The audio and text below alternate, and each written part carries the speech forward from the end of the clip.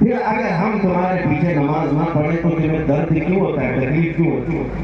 لیکن یہ جملہ مجھے بڑا سخت لگا کہ نبی پاک صلی اللہ تعالیٰ علیہ وسلم کو اگر آج کوئی مشکل کشا سمجھے، اپنی مشکلوں کا حل کرنے والا آقا سمجھے، تو یہ صاحب ہمیں مشرک قرار دیتے ہیں۔ پھر شرف الدین امام بوصیری کے بارے میں تمہارا کیا خیال ہے، جو لغوہ اور خالص کے اثر کے بعد اپنے بستر پر لیٹ کر کے حضور کی بارگاہ میں یوں کہتے ہیں، یا اکرم الخلق مالی من الوذ به سواک عند حلول الحادث العمم ولن يضيق رسول الله جاهك بي اذا الكريم تجلى باسم منتقم۔ میں اسلاف کا عقیدہ بتا رہا ہوں، سنی لو۔ شرف الدین امام بوصیری مصر کے رہنے والے، اسکندریہ میں آج بھی ان کا مزار پاک ہے۔ آج سے تقریباً 7 صدیوں پہلے کی ایک بزرگ شخصیت کا ذکر ہے۔ ان کے جسم پر جب فالج کا اثر ہو گیا، پیرالائز، جانتے ہیں فالج کا اثر جب ہو جائے تو انسان چلنے پھرنے سے عاجز ہو جائے، اٹھ پھر نہیں سکتا۔ علاج بہت کرایا حکیموں سے، شفا یابی نہیں ملی۔ پھر اخیر میں شرف الدین بوصیری نے قصیدہ لکھنا شروع کیا، مولا صلی وسلم دائما ابدا۔ یہ قصیدہ آج پوری دنیا میں مشہور ہے۔ اس کے 2 شعر آج بھی حضور کی جالیوں کے دروازے پر بھی لکھے ہوئے موجود ہیں۔ هو الحبیب الذی ترجى شفاعته لكل هول من الاحوال مقتحم۔ 170 اشعار لکھے روتے روتے، اور اس کے بعد جب نیند لگ گئی، آنکھیں بند ہوئی، تو رات عظیم رات تھی کہ سرور کائنات ہاتھ میں تشریف لاتے ہیں، تاجدار مدینہ صلی اللہ تعالیٰ علیہ وسلم تشریف لاتے ہیں اور پوچھتے ہیں، شرف الدین تجھے کیا ہوا؟ روتے ہوئے خاک میں عرض کیا کہ آقا مجھے والد کا اثر ہوا، اب چلنے پھرنے سے عاجز ہو گیا ہوں، بستر پر رہتا ہوں، لوگوں نے بھی ساتھ چھوڑ دیا ہے۔ نبی کریم صلی اللہ تعالیٰ علیہ وسلم نے ارشاد فرمایا، شرف الدین بوصیری تو نے جو قصیدہ ہماری شان میں لکھا وہ ہمیں بھی تو سناؤ۔ انہوں نے اپنا قصیدہ لکھا تھا، لیکن جو پہلا شعر ہے، پہلا مصرع، اس کا ایک ہی مصرع ان سے بن پایا تھا، دوسرا مصرع نہیں بنا تھا۔ مولا صلی وسلم دائما ابدا، بس اتنا ہی مصرع بنا تھا، دوسرا نہیں تھا۔ وہ خواب میں میرے آقا کو سناتے رہے، مولا صلی وسلم دائما ابدا، رک جاتے۔ نبی پاک نے ارشاد فرمایا، بوصیری اس کا اگلا مصرع میری جانب سے ہے، علی حبیبک خیر الخلق کلہم۔ اور اس کے بعد ان کے جسم پاک، ان کے جسم پر اپنا ہاتھ پھیرا اور رات کو اپنی ایک چادر اٹھا کر شرف الدین بوصیری کو عطا کیا۔ خواب کی بات ہے، خواب کی بات ہے، اور نبی کریم صلی اللہ تعالیٰ علیہ وسلم کی وفات کے 700 سال بعد کا واقعہ ہے، حضور کی پردہ فرمانے کے 700 سال بعد کا واقعہ ہے۔ شرف الدین بوصیری کہتے ہیں، صبح جب میری آنکھ کھلی پورے گھر میں ایک عجیب سی خوشبو مہک رہی تھی، اور جب میں اٹھنے کی کوشش کیا تو دیکھا نہ میرے ہاتھ میں فالج ہے نہ پیر میں فالج ہے، جسم صحیح سلامت ہے۔ خواب کی بات خواب ہوتی ہے، لیکن شرف الدین بوصیری کہتے ہیں میرا جسم بھی سلامت تھا، اور پھر میں غور سے دیکھتا ہوں تو میرے بستر پر رات کو عطا کی بھی میرے مصطفیٰ کی چادر بھی موجود تھی۔ 700 سال بعد وہ نبی مشکل کشائی کرتے ہیں۔ یہی بزرگوں کا عقیدہ لے کر کے بریلی کے امام نے ہمیں عقیدہ دیا تھا، ان کے اپنے پیٹ سے لایا ہوا عقیدہ نہیں ہے، بریلی کا عقیدہ وہی ہے جو صحابہ کا عقیدہ تھا۔ ایک صحابیہ اپنے بیٹے کو لے کر کے آئی بارگاہ مصطفیٰ میں، کہا یا رسول اللہ یہ بولتا نہیں ہے، یہ گونگا ہے، بچپن سے نہیں بولتا، اس کے لیے کچھ فرمائے۔ 8 سال کا ہو گیا، بولنے کی طاقت نہیں ہے، اب دوا کیا کی جائے؟ جس کی زبان چلتی ہی نہ ہو، پیدائشی بولتا نہ ہو۔ نبی پاک کے پاس جب وہ خاتون آئی، میرے عزیزو آج ان لوگوں سے پوچھو وہ خاتون کیوں رسول اللہ کے پاس گئی؟ ارے زبان دینا تو اللہ کا کام ہے، قوت گویائی اللہ کا عطا ہے۔ صحابیہ تو مصطفیٰ کے دربار میں آئی ہے، یہ عقیدہ دینے کے لیے، دیتا اللہ ہی ہے، دروازہ مصطفیٰ کا ہوتا ہے، کیونکہ میرے آقا نے فرمایا ہے انما انا قاسم واللہ یعطی، اللہ دیتا ہے اور میں تقسیم کرتا ہوں۔ وہ صحابیہ قریب آئیں حضور پاک صلی اللہ علیہ وسلم کے پاس اپنا بیٹا لے کر کے، حضور نے کیا علاج فرمایا؟ نبی کریم صلی اللہ تعالیٰ علیہ وسلم نے کیا علاج فرمایا؟ کچھ نہیں، اس چھوٹے سے ننھے سے بچے کو قریب بلایا اور پوچھا اس بچے سے کہ من انا، بیٹے اے لڑکے بتا میں کون ہوں؟ وہ جو پیدائشی گونگا تھا وہ بچہ بول پڑا اشہد انک محمد رسول اللہ، میں گواہی دیتا ہوں کہ آپ محمد صلی اللہ علیہ وسلم اللہ کے رسول ہیں۔ اسی عقیدے کو ہمارے امام نے فرمایا تھا کون دیتا ہے دینے کو منہ چاہیے، دینے والا ہے سچا ہمارا نبی۔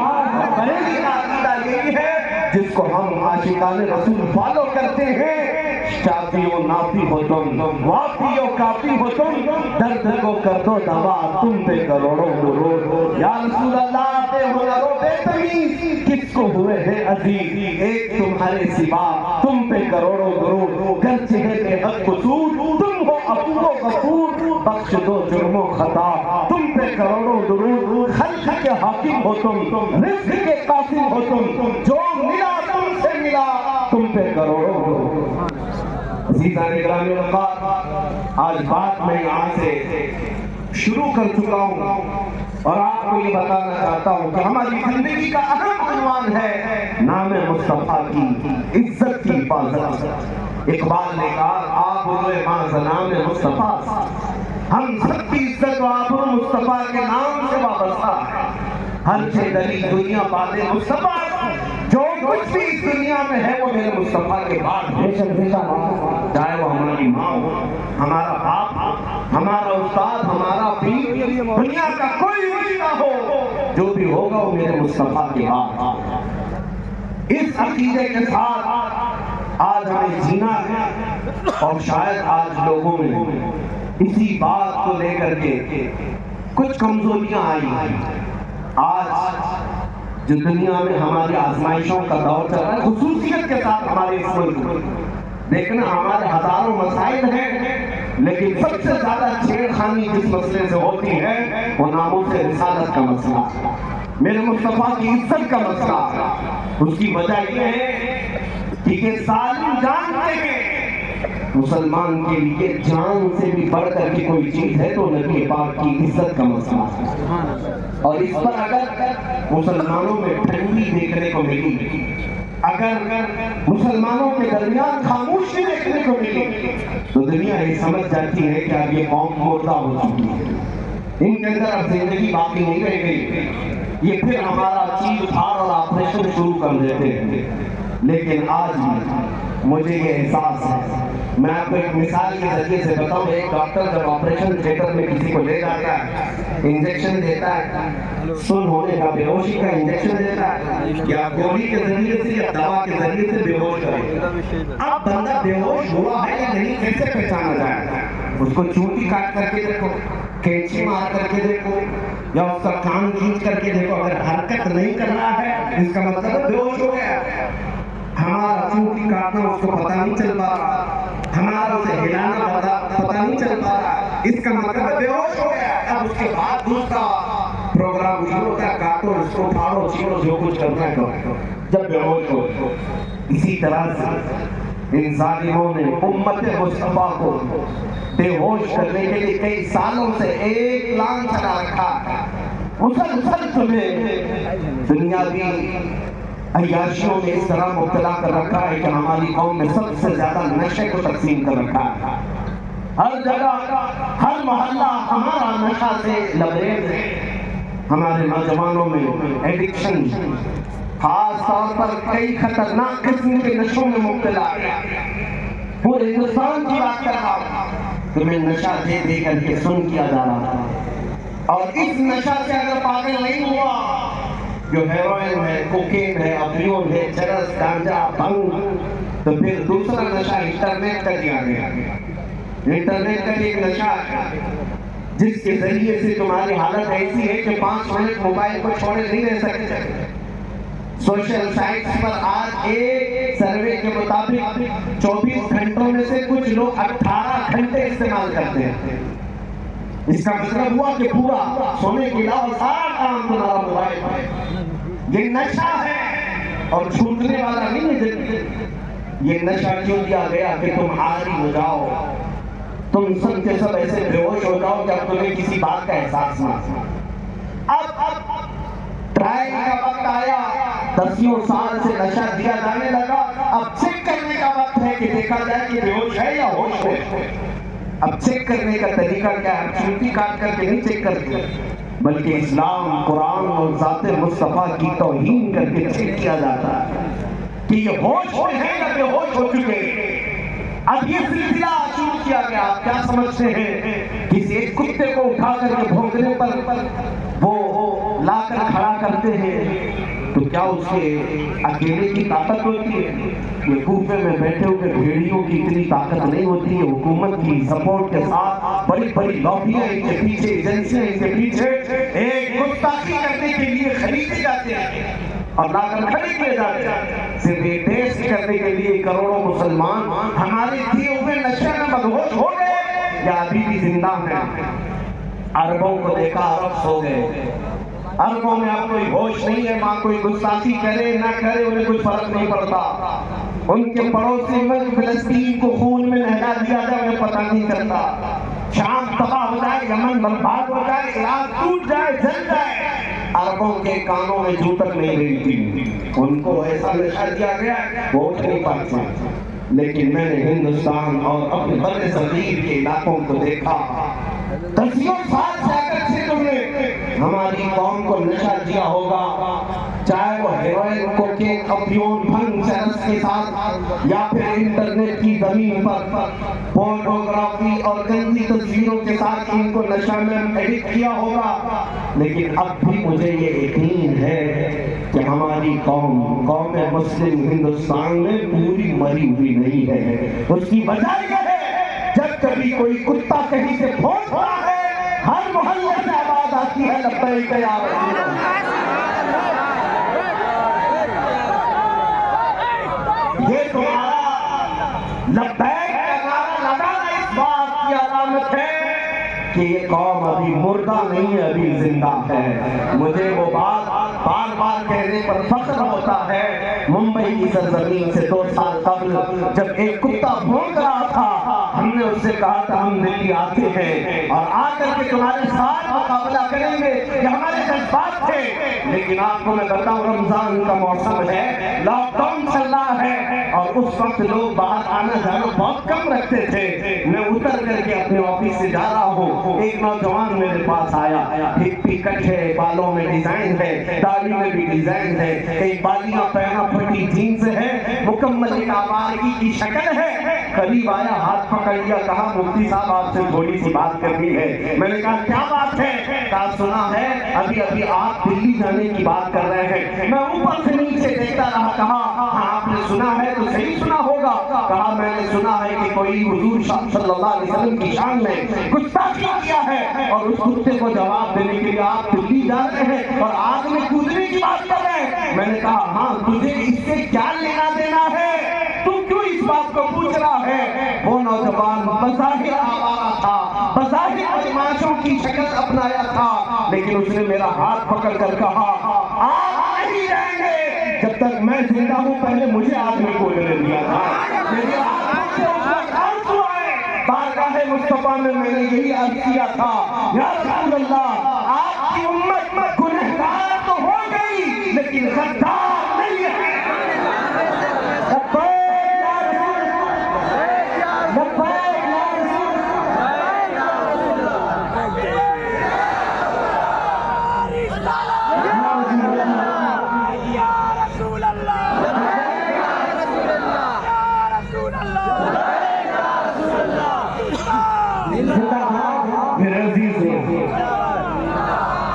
یہی زندگی جو تمہارے درمیان ہے یہ ظالموں کو کھائے جا رہی ہے۔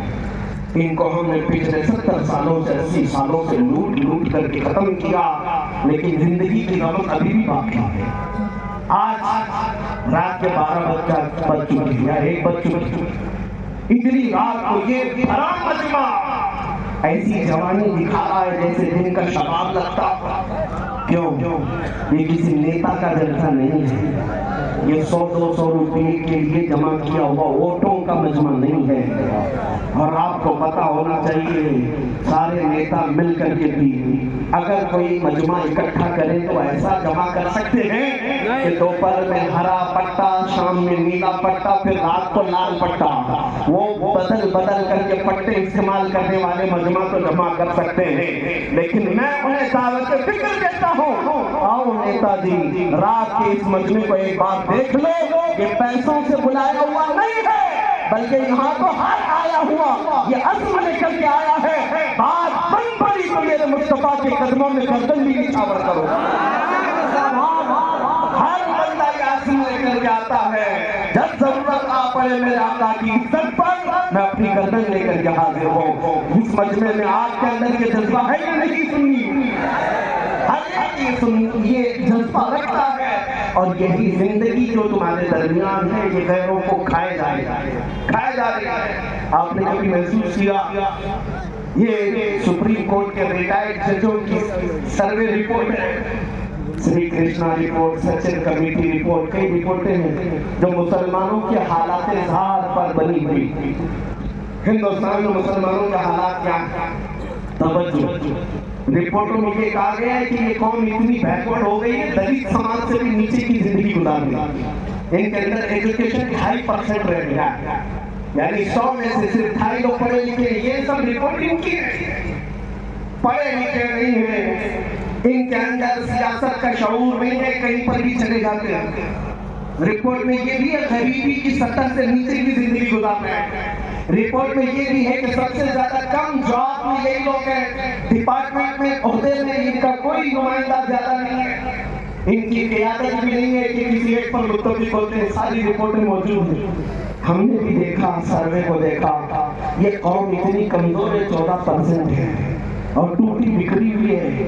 ایجوکیشن کی کمی ہے، سیاست کی کمی ہے، اقتدار میں نہیں ہے، عہدوں میں نہیں ہے، قیادت مفقود ہے. پھر دوسری بات یہ ہمیں فکر میں لاتی ہے جب اتنی ٹوٹی جماعت ہے تو پھر آج ہر الیکشن کا مدعا مسلمان ہی کیوں بنتا ہے اور سارے ٹی وی چینل ہم پر ہی بھوکتے کیوں؟ آپ کبھی اس بات کو نہیں سوچتے کہ کچھ تو ایسے چینل ہیں ان کی دکان ہمارا نام کے بغیر چلتی نہیں. ہاں، صبح سے شام تک کوئی بھی نیوز چینل ہو، اذان، داڑھی، ٹوپی، برقع، مسجد، مینار، سارا نیوز اسی میں بھرا ہوا ہے. کیوں؟ ارے ہندوستان میں اور بھی قومیں جیتی ہیں، سکھ بھی ہیں، عیسائی بھی ہیں، پارسی بھی ہیں، جین بھی ہیں، لیکن ہر شو میں ہم ہی کیوں؟ کچھ بات تو ہے کہ مٹتی نہیں ہستی ہماری. کچھ بات تو ہے کہ مٹتی نہیں ہستی ہماری. صدیوں رہا ہے دشمن دورے زمین ہمارا، توحید ہی امانت سینوں میں ہے ہمارے. آسان نہیں مٹانا نام و نشاں ہمارا. یونان و مصر و روما سب مٹ گئے جہاں سے، باقی مگر ہے اب تک نام و نشاں ہمارا. کیوں؟ کس وجہ سے ہم سارے ڈیبیٹ کا مدعا بنتے ہیں؟ ساری جگہ پر ہاٹ ٹاپک کون ہے؟ ارے جن کے پاس پوری میجورٹی ہے ان کو بھی جیتنے کے لیے ہمارا نام لینا پڑتا ہے.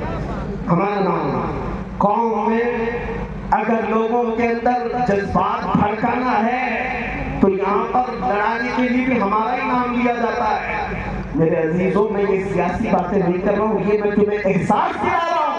کبھی کبھار کتے بھونک بھونک کر کے تمہیں بتاتے ہیں کہ تم گیدڑ نہیں، تم شیر ہو، رسول اللہ کی شیر ہو. تم نے اپنی حیثیتیں بھلا دی، تم نے اپنے اقدار کو محسوس نہیں کیا. تمہاری زندگی سے آج بھی دنیا پریشان ہے. گھبرا گئی ہے گردش دوران کبھی کبھی، دیوان والے عشق محمد کو دیکھ کر گھبرا گئی ہے گردش دوران کبھی کبھی. عزیزان گرامی اوقات یہ تمہاری زندگی کی رمق دمق جو آج بھی باقی ہے، میں محسوس کرتا ہوں سب کچھ لٹ گیا ہوگا، لیکن سب سے بڑی دولت جو عشق مصطفیٰ ہے وہ آج بھی تمہارے سینوں میں موجود ہے. یہ اگر ہے تمہارے پاس تو دوبارہ اٹھ کھڑے ہونے میں کوئی دقت نہیں ہے، ہمارے جمع ہونے میں کوئی دقت نہیں ہے. پھر سے یہ قوم زندہ ہوگی، تابندہ ہوگی اور ہر جگہ پھر پرچم اسلام لہرائے گی. ہاں، اگر سے میرے مصطفیٰ کا نام نکل گیا تو پھر چلتی پھرتی لاشیں ہیں، ان سے کچھ ہونا نہیں ہے۔